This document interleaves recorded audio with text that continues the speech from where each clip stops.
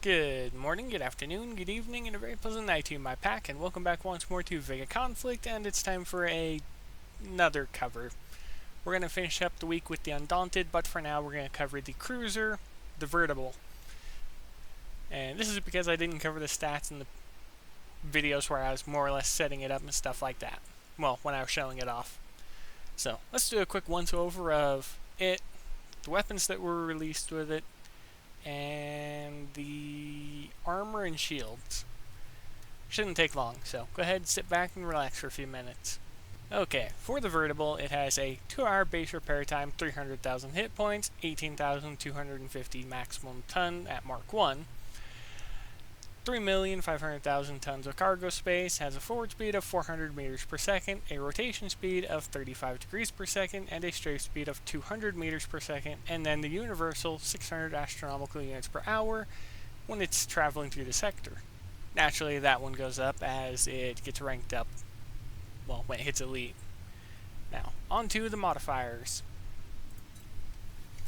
It gets a 10% damage bonus against frigates, a 15% damage bonus against cutters, and then there's the section that I'm going to just cut out when I'm editing this, which is the Spectres, Retrociders, and Retrosyn, because again, they should just be a hidden stat, because it's just an eyesore right there. Now, what isn't an eyesore is what's next. It has a 10% armor health increase for any armor you equip on it, which is a very nice thing. We'll go over the armor in just a couple seconds, well, a few minutes. It has an armor mass reduction of 55% at Mark 1 that I never realized, and a shield mass reduction of 50% at Mark 1 that I also didn't realize it had. Resurgence is standard across the board at 20%. Resistance-wise, let's take a quick look. Spectre, Retrocider, Retrosyn, and Blight. Okay, basically all things that aren't necessary because they could just be on the back end of things to say that they resist them. But then at the same time, the Blight Nebula resistance could be out in the normal page, not in the resistance tab. Now, let's go ahead and let's take a look at the Heartbeat Ray and the Flatline Missile. So, looking at the Heartbeat Ray 1, it's got 15,000 damage per second. It is a chaining weapon. It is an auto-targeting or guided weapon, energy weapon specifically, so it'll always hit so long as you're within range. And that's about where the good thing ends, because the range is 3,300 at max, and it's got 0 minimum range, so you don't have to worry about anything stupid like with some other weapons and stuff like that.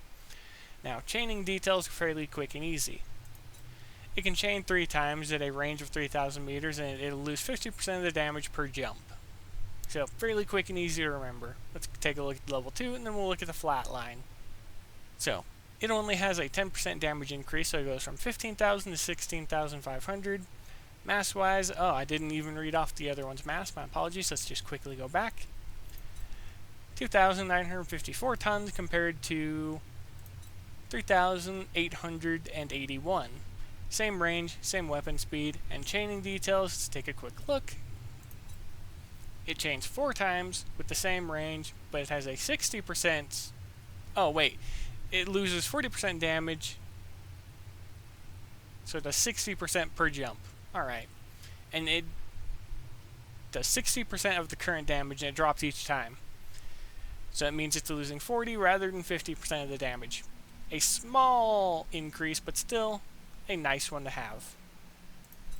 Now let's take a look at Flatline 1, and then we'll go to Flatline 2.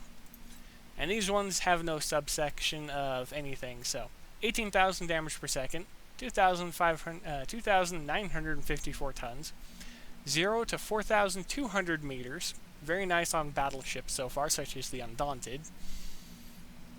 Each missile, when they detonate, has a 500 meter blast radius, and they can pierce 3 times each. Now, on to level 2. 21,000 damage per second, so a 3,000 point increase. 3,881 tons mass. Same range, same AoE, same weapon speed, which was 1,900 since I didn't mention it before. My apologies once again. Piercing of 4 instead of 3, so it takes similar step as to the flatline, well, the heartbeat from level 1 to level 2. It just gets a 1 point increase. Let's take a look at that armor now. So, we have the Sanguine Armor 1 and the Sanguine 2. we're going to take a look at the first one, which has a mass of 2,061 tons, 400,000 hit points, and a resistance of 5% to explosive, kinetic, and energy. Let's take a look at level 2 real quick. It has 2,844 tons, a 100,000 hit point increase, so from 400,000 to 500,000, and a very nice doubling of those previous resistances against explosive, kinetic, and energy, rocking a 10% across the board. Onto the shielding. As this is the last part of the video, this will be fairly quick and easy. So, level 1. 1,890 tons mass. Not too bad. Lighter than the armor. 240,000 points of shielding. So, a pretty good amount. Comparable to the hit points as well, as an increase over the previous tier. It has a defense of 90%, so 10% will always bleed through. And it has a reduction of a 25% across the board against explosive, energy, and kinetic. Let's take a look at the level 2 real quick, and then we'll head back to the base and send you all off. So, 2,646 tons.